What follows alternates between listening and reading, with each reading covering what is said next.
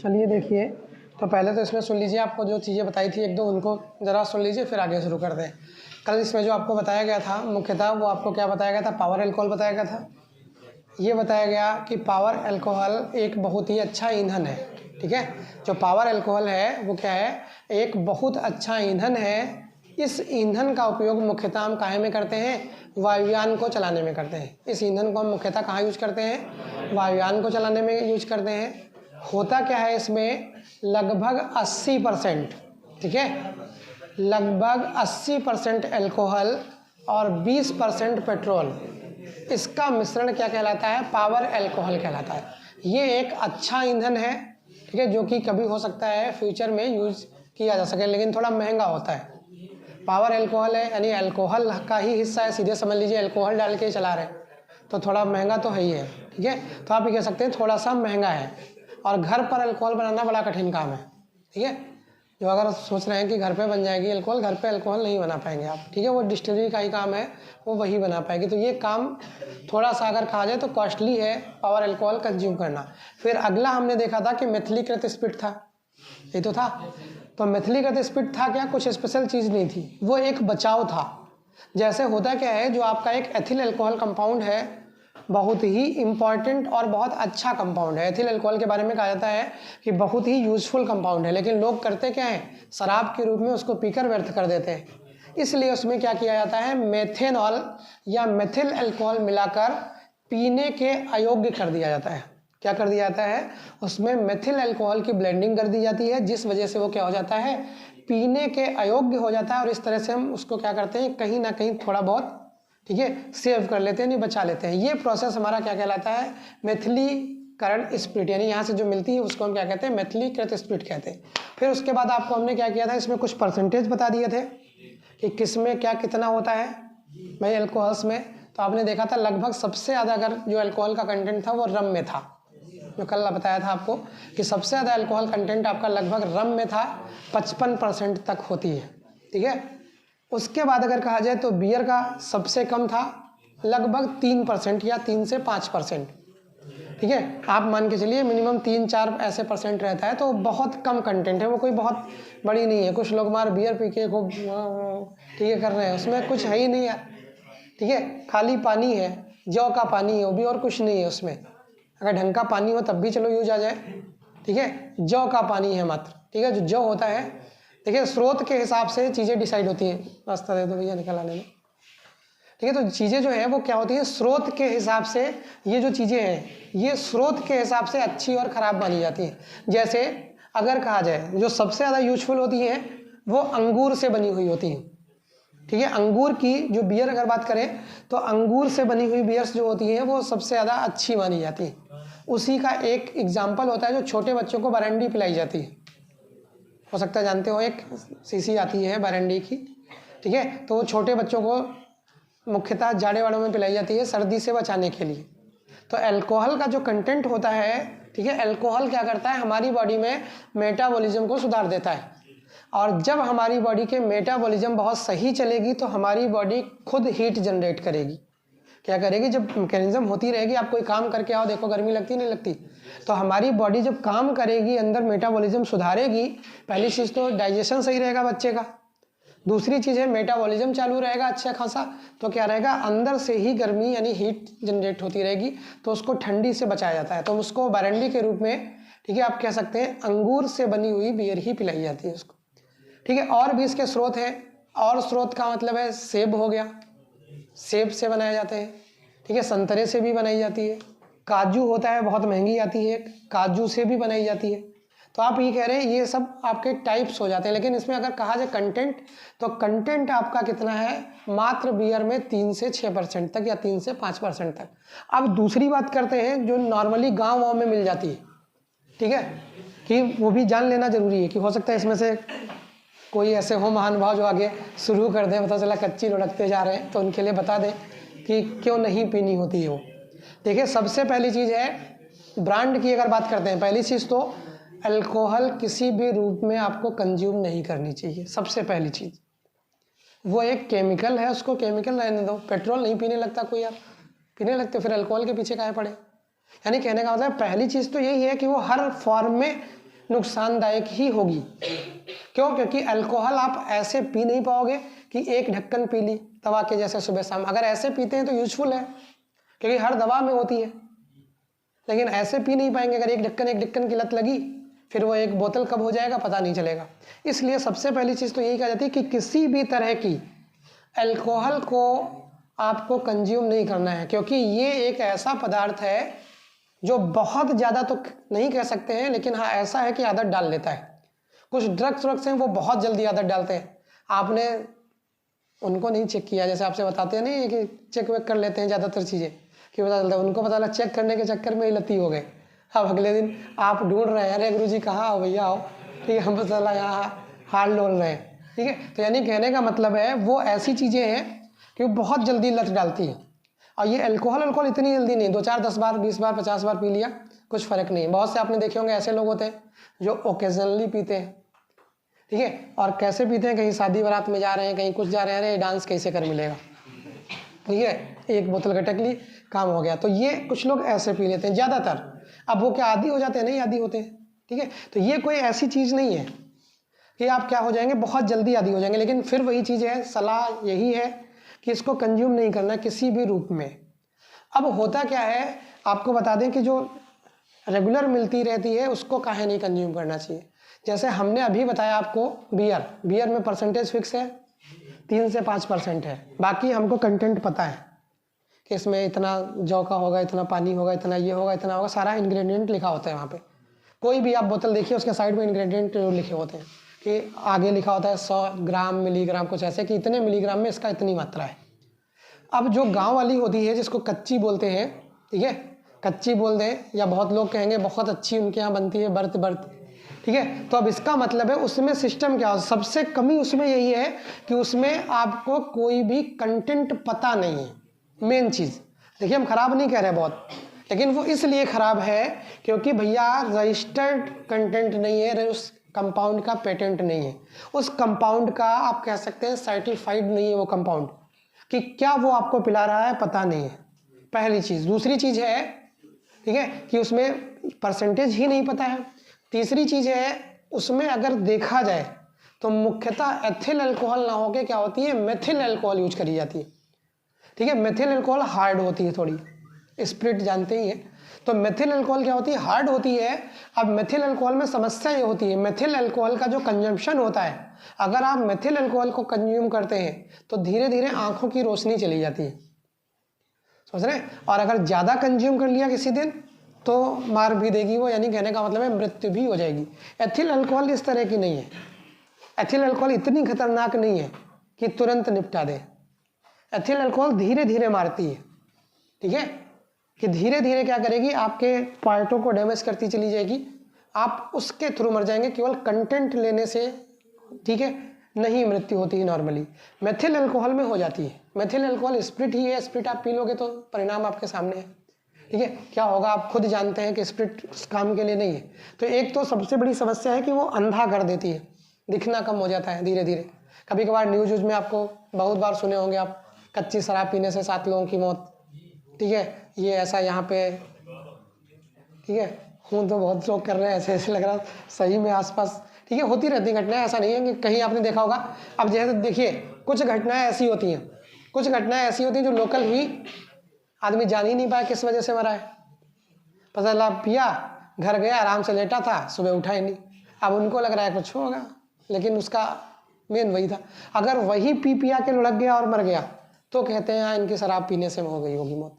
तो खाली ये केसेस जो होते हैं वो सामने आते हैं, बाकी सारे के सारे ऐसे ही दब जाते हैं।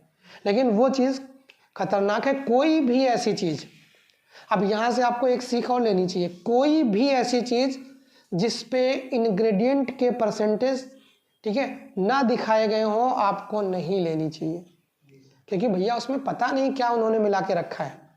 ऐसे ही आपको एक मेलामाइन का पदार्थ बताया था, दूध वाला मिलाए थे, उसके होते हैं टाइल्स बनाए जाते हैं, मेलामाइन के टाइल्स बनाए जाते हैं। उसको क्या करते हैं, दूध वाइट सोल्यूशन होता है, पानी में घोल दिया, दूध जैसा तैयार हो गया। प्रोटीन बहुत पर्याप्त मात्रा में होती है क्योंकि नाइट्रोजन कंटेनिंग कंपाउंड होता है। वसा टेस्टिंग नहीं देगा अगर वसा के लिए तो क्या कर देंगे, फैट घोल दिया, चमड़ी घोल दी, चर्बी घोल दी जानवरों की। अब क्या हो गया, पूरी तरह से प्योर है। आप अगर कराएंगे भी तब भी क्या है वो प्योर है, लगता है, तो उसका भी कंटेंट कर देते हैं लोग। यानी कहने का मतलब है पैसे के चक्कर में जहर पिला देते हैं। ठीक है, क्या कर देंगे पता नहीं है, लेकिन आपको क्या करना है, पहली चीज़ तो सबसे पहली चीज़ देखिए, अब इन चीज़ों को बंद तो नहीं किया जा सकता है, बताया जा सकता है सिर्फ आपको नॉलेज के तौर पर कि ज़्यादातर पैकेट बंद चीज़ें जो होती हैं वो नुकसानदायक ही होती हैं।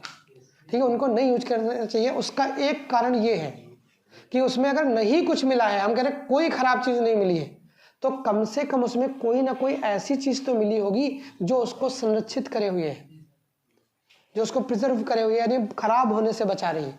खराब होने से बचा रही है वो भी तो क्या होगा, केमिकल ही तो होगा कोई ना कोई। तो अप्रत्यक्ष रूप से अगर कोई खराब चीज़ आपकी बॉडी में नहीं जा रही है तो कम से कम एक केमिकल ही वो जा रहा है जो क्या करेगा, नुकसान करेगा। वरना जो चीज़ हम आज बना रहे हैं शाम में सुबह खाने योग्य नहीं बच रही है, वो 4 दिन बाद हम खा रहे हैं, तो इसका मतलब है कुछ तो गड़बड़ है। यानी कहीं ना कहीं पैकेट बंद है, चाहे जो भी ले लो, दूध ले लो आप, यहाँ लेके जाओ तुरंत खराब हो जाता है। पैकेट बंद दूध एक तो बंद है, ऊपर से आज 2 दिन चल जाता है, 3 दिन चल जाता है, तो इसका मतलब क्या है, कुछ ना कुछ तो उसमें हम कह रहे कोई ख़राब चीज़ नहीं होगी, लेकिन कुछ कम से कम प्रिजर्वेशन ही बनाए गए होंगे, यानी कुछ उसके बचाव के लिए चीज़ें मिलाई गई। इसलिए हमको क्या करना रहता है एज अ केमिस्ट्रियन, ठीक है, कह सकते हैं कि आप केमिस्ट्री के स्टूडेंट हैं, इसलिए आपको कम से कम इन चीज़ों से सतर्क रहना चाहिए। केमिस्ट्री नहीं होती आपके पास कोई दिक्कत नहीं थी, आप जानते ही नहीं, कोई बात ही खत्म होगी। लेकिन केमिस्ट्री है आपके पास तो आप जानते हैं चीज़ों को, तो आपको क्या करना चाहिए, इससे बचाव करना चाहिए। कर नहीं पाएंगे, समझ रहे हैं। बस हाँ, ये थोड़ा बहुत सुधार कर सकते हैं।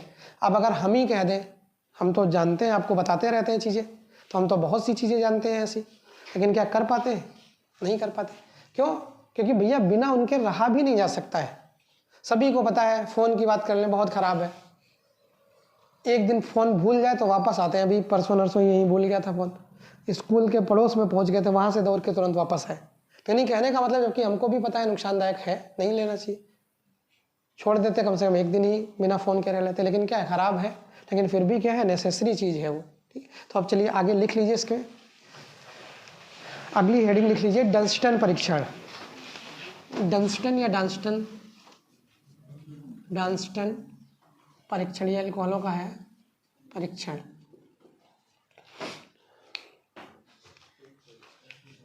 तो इसमें ज़रा लिख लीजिए कि बोरेक्स से कंपाउंड होता है Na2, सूत्र जान लीजिए बोरेक्स का, Na2B4O7, ये फार्मूला होता है बोरेक्स का। डॉट 10H2O भी लिख देते हैं, वो क्रिस्टलाइन, ठीक है, अणु होते हैं। अब लिख सकते हैं बोरेक्स के 1% विलयन में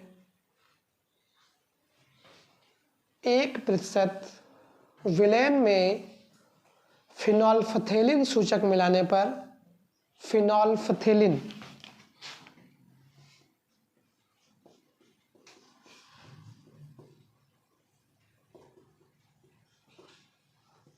ये कंपाउंड एक होता है, अभी इसके बारे में भी जिक्र कर देंगे थोड़ा सा। फिनोल्फथेलिन सूचक मिलाने पर गुलाबी रंग आ जाता है, फिनोल्फथेलिन सूचक मिलाने पर गुलाबी रंग आ जाता है, जो ग्लिसरॉल की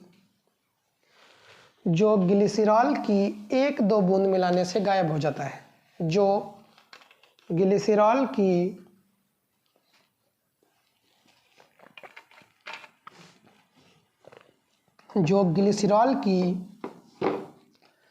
1-2 बूंद मिलाने से गायब हो जाता है,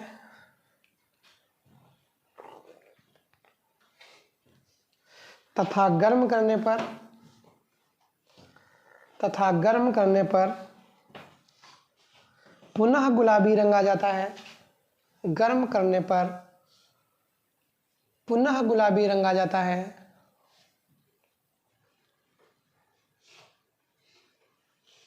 और ठंडा करने पर फिर से गायब हो जाता है, और ठंडा करने पर फिर से गायब हो जाता है, और ठंडा करने पर फिर से गायब हो जाता है।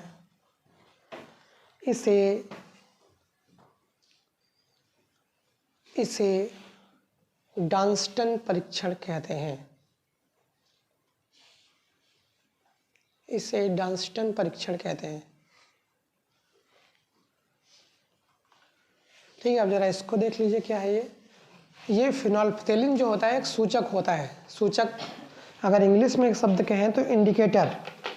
सूचक जो होते हैं क्या होते हैं? इंडिकेटर होते हैं। बहुत बार आपको बता चुके हैं सारी चीज़ें, वो इसीलिए इतनी बार आती हैं कि थोड़ा बहुत कभी ना कभी तो ध्यान रहेगा। सूचक जो शब्द है, सूचक को अगर हिंदी में कहें तो आप सूचक तो हिंदी में ही है, अगर इसको इंग्लिश में कहें तो आप इंडिकेटर कह सकते हैं। इंडिकेटर का काम क्या होता है? इंडिकेटर का काम क्या होता है? बाइक वाइक में लगे होते हैं इंडिकेटर, क्या होता है? साइड देना, पीछे वाले को सूचित करना कि हम मुड़ने जा रहे हैं। ठीक है, अब कुछ सिस्टम अलग होता है। कभी कभार आपने देखा होगा कुछ पापा की परियां, ठीक है, इधर की बजाय इधर दे देंगी, पता चला। ये ऐसे वीडियो बहुत देखे होंगे, पता जा रही है इंडिकेटर इधर दिए हैं, मुड़ इधर नहीं है, और उसके बाद क्या लड़ भिड़ जाए तो ब्लेम भी करेंगे, हम तो रोज़ यहीं से मुड़ते हैं, हम तो रोज़ ऐसे ही मुड़ते हैं, तुम नए हो क्या इधर। तो यानी कहने का मतलब है, अगर यहाँ से देखा जाए तो ये जो इंडिकेटर है, देखिए इसके भी कुछ रूल होते हैं। कुछ लोग क्या करते हैं, इंडिकेटर बदला सही भी दे रहे हैं, लेकिन क्या करेंगे, मोड़ पे पहुँच के मुड़ने जा रहे हैं, खट से इंडिकेटर दिया, मुड़ गए। अरे भैया, इंडिकेटर है, कोई ऐसी मशीन नहीं है कि पीछे वाले के में ब्रेक लगा देगा, है ऐसा क्या? भाई आपने इंडिकेटर दिया है, पीछे वाले के में ब्रेक थोड़ी लगा दिया है। कम से कम देख तो लो कि हम इंडिकेटर दे रहे हैं, मुड़ने लायक है कि नहीं है। पता चला ऐसे जा रहे थे, पीछे पीछे बेचारा कोई आ रहा था, अब बस इंडिकेटर दिया, मुड़ गए, ऊपर से खड़े हैं, लड़ गई। अगर इंडिकेटर तो दिया था इतने भौकाल से, यार कम से कम देखो तो कहाँ जा रहे हैं। यानी कहने का मतलब इंडिकेटर का मतलब ये होता है कि थोड़ा पहले से देना है हमको। थोड़ा पहले से देने का मतलब है कि वो क्या कर रहा है, ये इंडिकेट कर रहा है कि भैया हम इधर मुड़ना जा रहे हैं।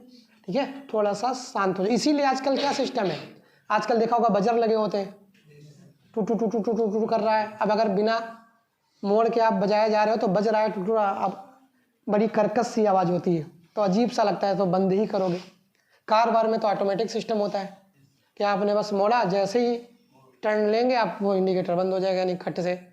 तो यानी कहने का मतलब ये चीज़ें इसीलिए करी गई हैं कि इसका कोई मिसयूज ना हो। लेकिन इसका काम अगर कहा जाए तो मेन काम क्या है, ठीक है, होने का, यानी जो भी घटना होने जा रही थी उस घटना के होने का पूर्व संकेत है वो, कि भैया हम ऐसे जा रहे हैं, अगर हमने इधर को इंडिकेटर दिया तो अभी हम इधर को मुड़ेंगे। पीछे वाला थोड़ा सतर्क हो जाए कि भैया इधर मुड़ने वाले हैं, तो थोड़ा सा इधर कर लो, निकल जाओ। ये काम होता है। यही काम अपक्रियाओं में होता है। अपक्रिया के पूर्ण होने की जानकारी जो पदार्थ देते हैं उनको हम क्या कहते हैं, इंडिकेटर या सूचक कहते हैं। ठीक है, जैसे हमने क्या किया, किसी सूचक को किसी में मिला दिया, अब हमने क्या किया, कोई दूसरी चीज ड्रॉप ड्रॉप मिलानी शुरू करी, अब उसमें हल्का हल्का रंग आना शुरू होगा। हल्का हल्का रंग आना शुरू हुआ तो इसका मतलब है वो सूचना दे रहा है कि अपक्रिया पूर्ण होने वाली है, संभल जाओ। संभल जाने से मतलब है कि पता चला आप कुछ मिला रहे थे, आपने उसमें इंडिकेटर पहले से मिला रखा है, कोई आप केमिकल मिला रहे थे, एकदम फ्लो के साथ मिला रहे थे, गड़गड़ा गिरा रहे थे, कलर आना शुरू किया, कलर आना शुरू किया, तो इसका मतलब वो कह रहा है भैया अपक्रिया पूर्ण होने जा रही है, अब धार बना के ना गिराओ, अब बूंद बूंद करके गिराओ इसमें, अभी पूर्ण हो जाएगी थोड़ी देर में। तो उसने आपको इंडिकेट कर दिया कि अपक्रिया पूर्ण होने जा रही है। अब पता चला आपने एक अगला बूंद मिलाया, खूब एकदम से गुलाबी रंग आ गया, इसका मतलब अपक्रिया पूर्ण हो गई। उसने आपको पहले से सचेत कर दिया कि भैया बहुत हल्का गुलाबी रंग दिया, तो आपको ये पता चला कि अब फ्लो के साथ नहीं गिराना है। अगर गिराएंगे तो हम देख नहीं पाएंगे कि किस बूंद पे कलर आया है, क्योंकि कलर तो आ जाएगा, हमें ये नहीं पता चलेगा कौन सी बूंद पे कलर आएगा, हमारा टाइट्रेशन गड़बड़ा जाएगा। इसलिए क्या करते हैं, कुछ ऐसे केमिकल्स होते हैं जो क्या करते हैं, अपक्रियाओं के पूर्ण होने की सूचना देते हैं, उनको हम क्या कहते हैं, सूचक कहते हैं। उनमें फिनोल्फ्थेलिन और मेथिल ऑरेंज दो सूचक बहुत फेमस है। एक होता है मेथिल ऑरेंज, वो भी अपक्रिया के पूर्ण होने की शायद ठीक है जानकारी देता है, वो आपका एसिडिक होता है। ये आपका एक इस तरह का है, ठीक है, जो आपका फिनोल्फ्थेलिन सूचक है, ये अभी बनाएंगे भी, मतलब अभी फिनॉल जब पढ़ेंगे, आप अल्कोहल पढ़ रहे हैं, अल्कोहल के आगे जस्ट फिनॉल तथा ईथर है, फिनॉल पढ़ाएंगे तो फिनॉल में इसके बनाने की भी प्रोसेस है कि फिनोल्फ्थेलिन कैसे बनता है फिनॉल से, बहुत इंपॉर्टेंट अफ्रिया पूछी जाती है, फिनॉल से फिनोल्फथेलिन। ठीक है, तो ये एक सूचक है जो क्या करता है, अफ्रिया के होने की जानकारी देता है। कैसे बनता है इसको बता दे रहे हैं हमें, ध्यान से देखिएगा। ये हमने क्या लिए, 2 फिनॉल ले लिए, ये OH ये OH। ठीक है, सब जगह हाइड्रोजन होगा, सभी को पता है।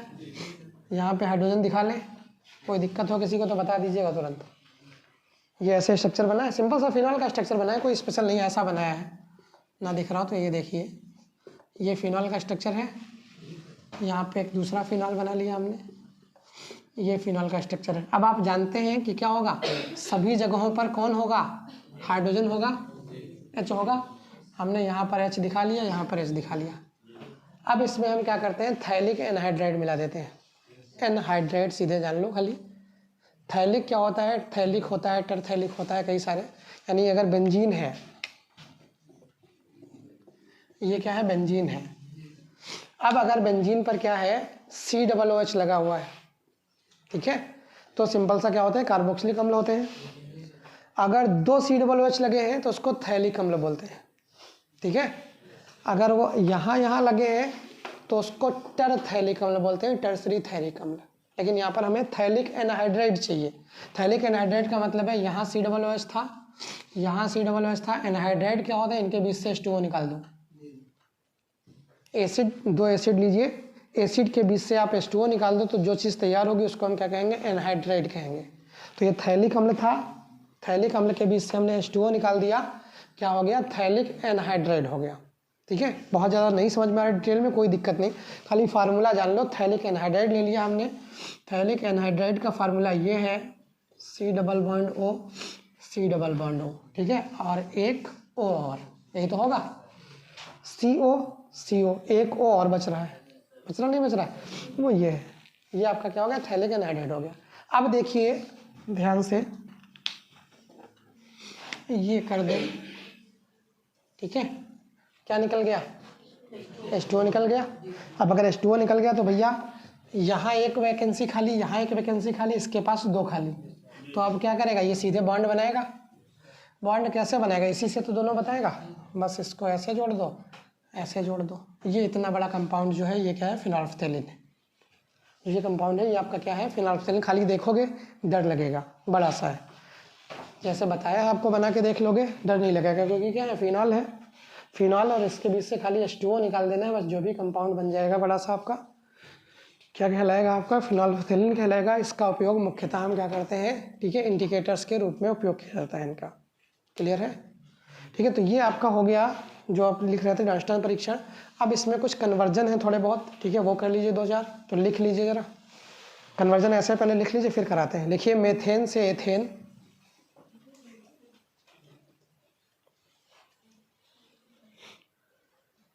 मेथेन से एथेन, मिथिल अल्कोहल से एथिल अल्कोहल। अगला लिख लीजिए, नंबर 1 मेथेन से एथेन था, नंबर 2 मिथिल अल्कोहल से एथिल अल्कोहल, अगला एथिल अल्कोहल से मेथिल अल्कोहल, मेथिल से एथिल और एथिल से मेथिल। फिर है प्राथमिक अल्कोहल से द्वितीयक अल्कोहल, प्राथमिक अल्कोहल से द्वितीयक अल्कोहल।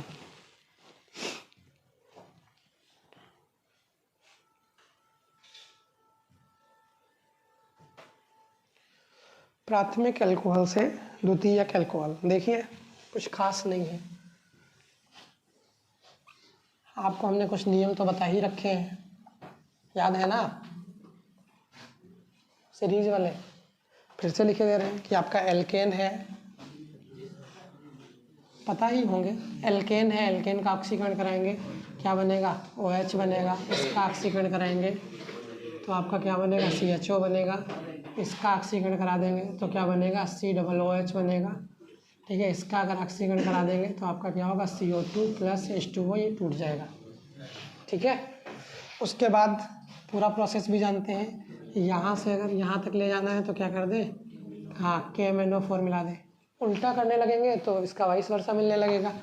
यहाँ से आप चयन करा दें तो ये, यहाँ से आप चयन करा देंगे तो ये, यहाँ से भी आप चेन कराएंगे तो ये सिस्टम हम बहुत बार लिख डालेंगे, कई बार लिख भी डाला होगा, लेकिन फिर भी अगर आप ना याद कर पाएँ, ठीक है, बहुत से ऐसे लोग होंगे जो नहीं ध्यान रख पाएंगे इसको।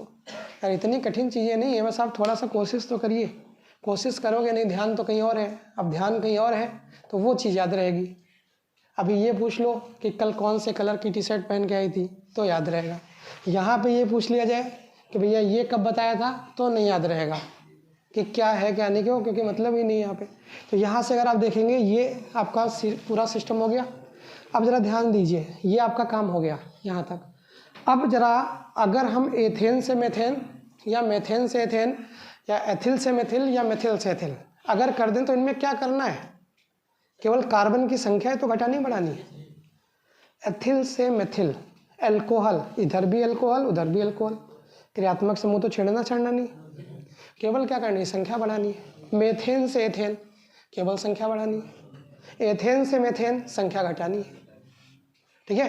प्राथमिक से द्वितीयक एल्कोहल कुछ खास काम नहीं है, अभी देखेंगे, बड़ी आसानी से हो जाएंगे। यानी कहने का मतलब है अगर संख्या बढ़ानी है तो क्या करना पड़ता है, ओडजफ क्रिया। ओडजफ क्रिया कराओ, संख्या बढ़ जाएगी, संख्या के बाद ऑक्सीकरण करा देंगे हम, अल्कोहल हमारा तैयार हो जाएगा। जरा ध्यान से सुनिएगा, ओडजफ क्रिया कब होती है, एल्किल हैलाइडों की उपस्थिति में। कुछ थोड़ी बहुत अवक्रियाएं याद कर लो, कम से कम कार्बन की संख्या घटाना और बढ़ाना तो जरूर सीख लो कि कैसे बढ़ेगा। क्योंकि देखिए केमिस्ट्री में रिएक्शंस में दो ही चीज़ें मुख्यतः हैं, या तो कार्बन की संख्या घटाने वाले कंपाउंड होंगे या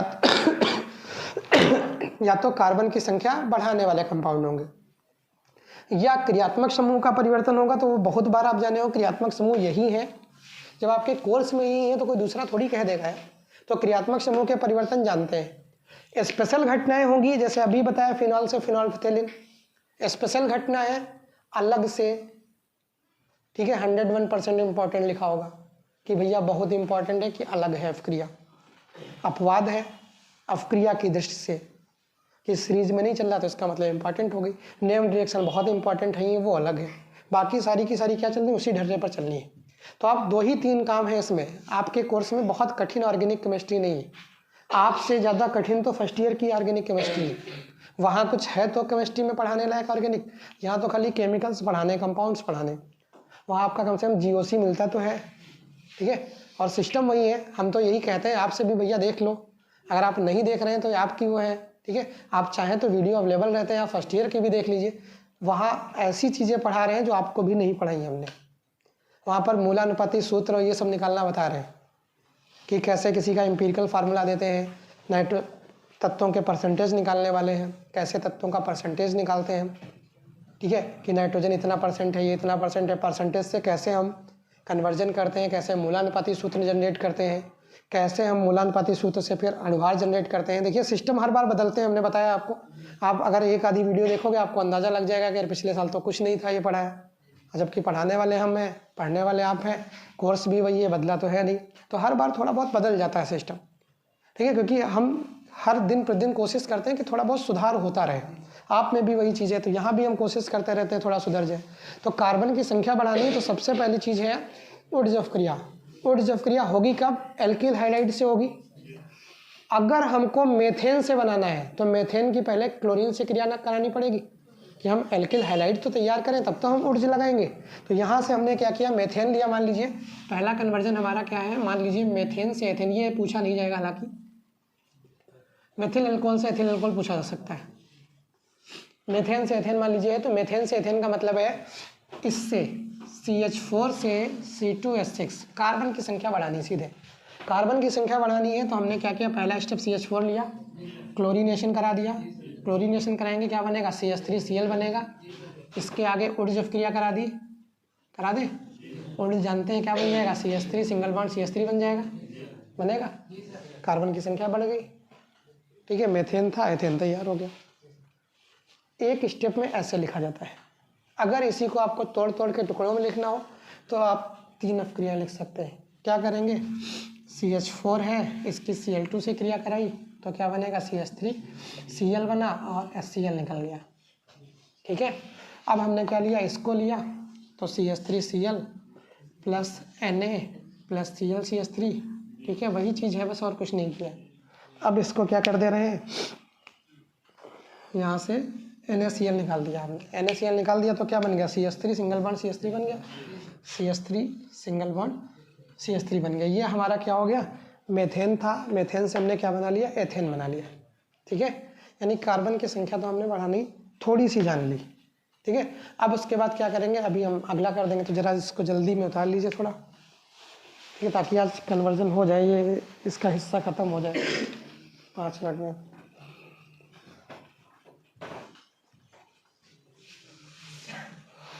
ये तो बहुत बार उतार चुके होंगे ऊपर, इसको रहने दीजिए, ये उतारिए खाली।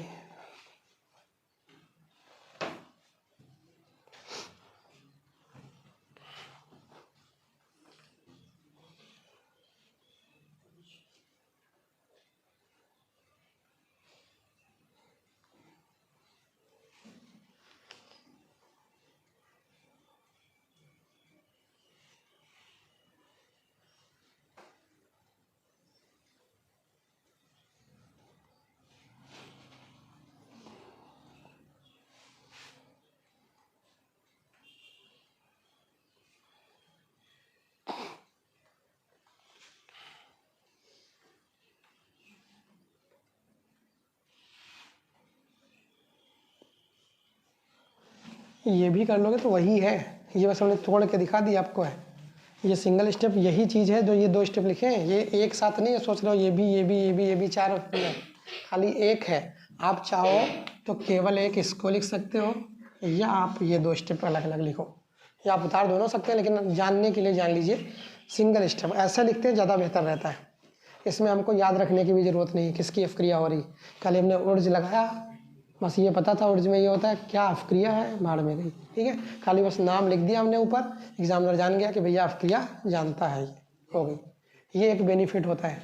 तो आप ऐसे करेंगे कर, तो खाली अफक्रिया का नाम लिख दो या केमिकल लिख दो, बस काम हो गया, ठीक है। अब देखिए मिटा दें, अब ज़रा मेथिल से एथिल देख लें, ठीक है, मेथिल से एथिल देख लें, यानी CH3OH से C2H5OH देखना है। CH3, ठीक है, CH3OH है, क्या कर दें, Cl लगाना है, क्या करें, अरे OH हटा के Cl लगाना है, क्या करें, PCl3 PCl5 SOCl2 कुछ डाल दें, PCl5 डाला हमने, PCl5 डाला तो ये CH3Cl हो गया, हमारा काम हो गया। अब CH3Cl के आगे उर्ज अफक्रिया कर दें, ठीक है, इसके आगे क्या होगा, उर्ज। जब उर्ज अफक्रिया करा देंगे तो क्या बन जाएगा, CH3 सिंगल बॉन्ड CH3 बन जाएगा। इसका ऑक्सीकरण कर दें हम, कर दें, क्या बन जाएगा, CH3 CH2OH। यही तो चाहिए था हमको, बन गया, कर लीजिए, इतनी आसान होती है अफक्रिया।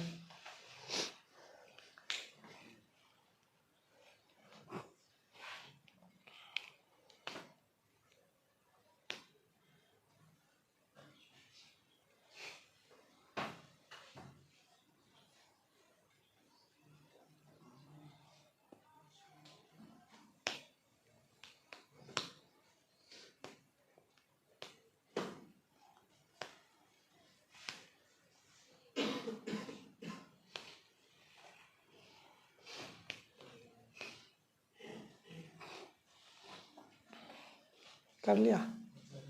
अब क्या करना है, एथिल से मेथिल, यानी कार्बन घटाना है। कार्बन घटाने के लिए प्रोसेस तो बड़ा कठिन होता है, जो आपको बताया था, बड़ा लंबा सा प्रोसेस है, लेकिन एक शॉर्ट में भी बताया था कि सीधे सीधे क्या करो, KMnO4 डालो, COOH ले आओ, सोडा लाइम डाल दो, CO2 बीच से गायब। बताया था नहीं बताया था। तो यानी कहने का मतलब है, देखो जरा उल्टा कर दें। उल्टा करने से मतलब है आप उधर से इधर लिखिएगा, हम खाली एरो ऐसे करे दे रहे हैं, समझ रहे हैं। आप इसको पहले लिखिएगा फिर इसको लिखिएगा, ठीक है, एरो करके। यानी इससे हमको क्या बनाना है, ये बनाना है, इस वाले केमिकल से ये बनाना है। हमने देखिए इसका क्या किया, C2H5OH, ठीक है, इसका ऑक्सीकरण कराया हमने, KMnO4 डाल दिया डायरेक्ट, या तो 3 स्टेप बना के ले जाओ, सीधे सीधे KMnO4 डाल दिया, क्या बन जाएगा, CH3COOH बन जाएगा, CH3COOH बन गया। अब हमने क्या कर दिया, इस पर सोडा लाइम डाल दिया, क्या डाल दिया, सोडा लाइम डाल दिया, सोडा लाइम। सोडा लाइम का मतलब है NaOH प्लस CaO चूना, कली चूना, सोडा प्लस लाइम, सोडा ये हो गया, लाइम चूना होता है, ये हो गया सोडा लाइम का मतलब ये करा दिया हमने। जैसे ये कराएंगे बीच से CO2 उड़ेगी, ठीक है। ये हालांकि कंपाउंड अलग बनेगा कुछ, लेकिन ये सीधे मानो कंपाउंड से क्या उड़ जाएगा, ये बीच का CO2 उड़ जाएगा। तो जब बीच का CO2 उड़ जाएगा तो क्या बचेगा, CH4 बचेगा, CH3 और CH4 बचेगा। अब क्या कर लें, ऑक्सीकरण कर दें, सिंपल सा, कोई कठिन वाला नहीं, सिंपल सा इसका अगर हम ऑक्सीकरण कर देंगे तो अभी ऊपर लिखा है शायद एल्केन का ऑक्सीकरण करेंगे तो क्या बनेगा, OH बनेगा। तो क्या बन जाएगा, CH3OH बन जाएगा। ये क्या है आपका एल्कोहल, लेकिन कौन सा, मेथिल, और बनाना कहाँ से था, एथिल से था, ठीक है। उतार लो इसको भी।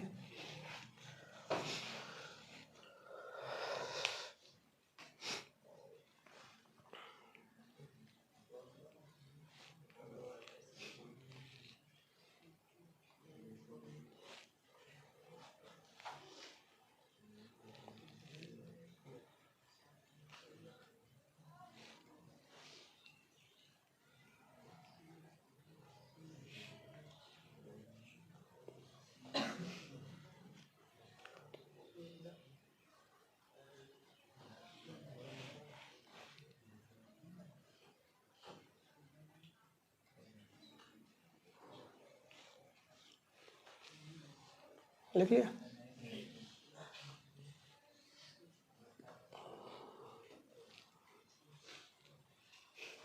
हो गया। अब देखिए अगला क्या था, लास्ट था शायद प्राथमिक से द्वितीयक, ये तो था प्राथमिक अल्कोहल से क्या बनाना है, द्वितीयक अल्कोहल। अब भैया द्वितीयक अल्कोहल या तृतीयक अल्कोहल आपको शायद याद हो, अगर ग्रिग्नार्ड अपक्रमक से बनाते हैं तो हमें कहीं ना कहीं दिमाग में थोड़ा सा आना चाहिए कि क्या करना पड़ेगा। हमको कुछ ऐसा कंपाउंड चाहिए एल्डिहाइड विल्डिहाइड, फिर उसके बाद हम क्या करेंगे, आराम से ग्रिग्नार्ड डाल देंगे, द्वितीयक बन जाएगा, बड़ा आसान है। क्या करें, एथिल अल्कोहल ले ली हमने, एथिल अल्कोहल का सूत्र क्या होता है, CH3CH2OH, CH3CH2OH। सिंपल सा इसका ऑक्सीकरण कराओ, क्या बनेगा, CH3CHO बनेगा। अब क्या कर दें, ग्रिग्नार्ड अपक्रमक डाल दें, CH3MgBr, ठीक है, CH3MgBr डाल दिया। अब क्रिया जानते हो, टटाक से ये बॉन्ड टूटेगी, बॉन्ड टूटेगी तो क्या होगा, ये बॉन्ड टूटी, इधर माइनस इधर प्लस, ठीक है। ये वाला हिस्सा माइनस जनरेट होगा, यहाँ जाएगा, और ये वाला हिस्सा यहाँ जाएगा, यानी इसके नीचे लिख दे रहे हैं हम, ठीक है। क्या बनेगा, CH3, ये C, इधर CH3, इधर H, इधर OMgBr। उसके बाद आप जानते हो क्या करेंगे, जल अपघटन कराएंगे, ठीक है, जल अपघटन कराएंगे तब जाके प्रोडक्ट बनेगा। तो जल अपघटन कराएंगे वो कहाँ जाएगा, यहाँ जाएगा। जब यहाँ जाएगा जल अपघटन तो भैया यहाँ पे क्या कर दिया इसने, इसको ये H भेज देता है, इसको OH भेज देता है, ठीक है। तो जब ये भेज दिया तो बचा क्या, यहाँ से देखिए ये CH3, ठीक है, क्या बचेगा, ये आपका CH3 हो गया, ये C हो गया, ये CH3 हो गया, ये H हो गया, ये OH। देखिए इस वाले कार्बन पर जिस पर OH लगा वो कितनी तरफ से गिरा है, 2 तरफ से गिरा है, तो ये क्या हो गया, 2 डिग्री या द्वितीयक। लिख लीजिए जल्दी से, 2 डिग्री या द्वितीयक अल्कोहल।